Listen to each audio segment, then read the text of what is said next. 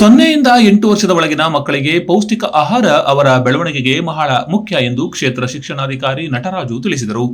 ಗುಬ್ಬಿಪಟ್ಟಣದ ಮಹಿಳಾ ಮತ್ತು ಸಮಾಜ ಕಲ್ಯಾಣ ಇಲಾಖೆಯ ಆವರಣದಲ್ಲಿ ಪೋಷಣ್ ಮಾಸಾಚರಣೆ ಕಾರ್ಯಕ್ರಮವನ್ನು ಉದ್ಘಾಟಿಸಿ ಮಾತನಾಡಿದ ಅವರು, ತಳಮಟ್ಟದಲ್ಲಿ ಕೆಲಸ ಮಾಡುವಂತಹ ಅಂಗನವಾಡಿ ಕಾರ್ಯಕರ್ತರು ಇಡೀ ಗ್ರಾಮದಲ್ಲಿರುವಂತಹ ಅನಾರೋಗ್ಯ, ಅಪೌಷ್ಟಿಕತೆ, ಸ್ವಚ್ಛತೆ, ಶಿಕ್ಷಣ ಸೇರಿದಂತೆ ಇವೆಲ್ಲವನ್ನೂ ಸಹ ಸರಿಪಡಿಸಬಹುದು ಎಂದು ತಿಳಿಸಿದರು. ಕಾರ್ಯಕ್ರಮದಲ್ಲಿ ಸಿಡಿಪಿಒ ಮಹೇಶ್, ಎಸಿಡಿಪಿಒ ಕೃಷ್ಣಮೂರ್ತಿ, ಅಂಗನವಾಡಿಯ ಎಲ್ಲಾ ಮೇಲ್ವಿಚಾರಕರು, ಅಂಗನವಾಡಿ ಕಾರ್ಯಕರ್ತರಾದ ಪುಷ್ಪಲತಾ, ವಿನೋದಮ್ಮ ಸೇರಿದಂತೆ ನೂರಾರು ಅಂಗನವಾಡಿ ಕಾರ್ಯಕರ್ತರು ಕಾರ್ಯಕ್ರಮದಲ್ಲಿ ಭಾಗಿಯಾಗಿದ್ದರು. ವೇಸ್ಟಿಂಗ್, ಅಂಡರ್ ವೇಟ್ ಇವೆಲ್ಲ ಕಡಿಮೆ ಆಗಬೇಕು ಅಲ್ವಾ. ಹಾಗಾಗಿ ನಮಗೆ ಸರ್ಕಾರ ಏನು NRCಗೆ ಕೊಟ್ಟು NRCಗೆ ಇದು ಮಾಡಿದೆ. NRC ಮುಖಾಂತರ ನಿಮಗೇನು ಮಕ್ಕಳಿಗೆ ಅಲ್ಲಿ ಹೋಗಿ ಅವ್ರಿಗೇನು ಅದು ಸೌಲಭ್ಯ ಗೊತ್ತಾಗಬೇಕು, ಅವೇನು ಔಷಧಿ ಕೊಡ್ತಾ ಇದ್ದಾರೆ ಅದನ್ನೆಲ್ಲ ಬಳಸ್ಕೊಂಡು ಸೊ ಅವ್ರಿಗೆ ಇಂಪ್ರೂವ್ಮೆಂಟ್ ಆಗಬೇಕು. ಅದು ಗೈಡ್ ನಿಮಗೆಲ್ಲ ಗೈಡ್ ಮಾಡ್ತಿರೋ ಉದ್ದೇಶನ ಅದೇ.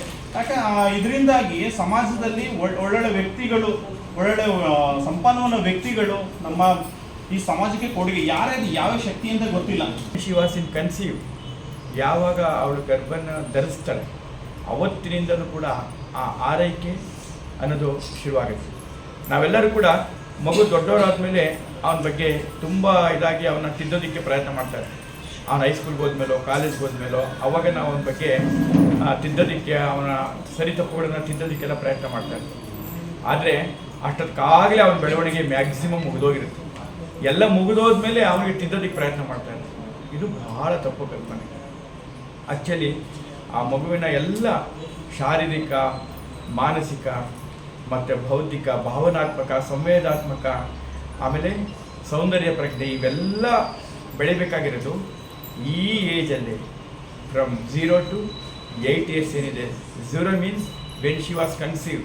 ನಾವೆಲ್ಲ ಏನು ತಿಳ್ಕೊತೀವಿ, ಆ ಮಗು ಭೂಮಿಗೆ ಬಂದ ಮೇಲೆ ಅಲ್ಲಿಂದ ಲೆಕ್ಕ ಹಾಕ್ಕೊತೀವಿ. ಅಲ್ಲಿಂದ ನಾವು ಸುಮ್ಮನೆ ಕ್ಯಾಲೆಂಡರ್ ಪ್ರಕಾರ ಲೆಕ್ಕ ಹಾಕೊಬೋದು ಅಷ್ಟೇ. ಬಟ್ ಆ್ಯಕ್ಚುಲಿ ಮಗುವಿಗೆ ಸಿಗಬೇಕಾದಂಥ ಆರೈಕೆ ಮತ್ತು ಶಿಕ್ಷಣ ಇದೆಲ್ಲ ಕೂಡ ಅಲ್ಲಿಂದನೇ, ಯಾವಾಗ ತಾಯಿ ಗರ್ಭವನ್ನು ಧರಿಸ್ತಾಳೆ ಅಂದಿನಿಂದಲೇ ಶುರುವಾಗುತ್ತೆ.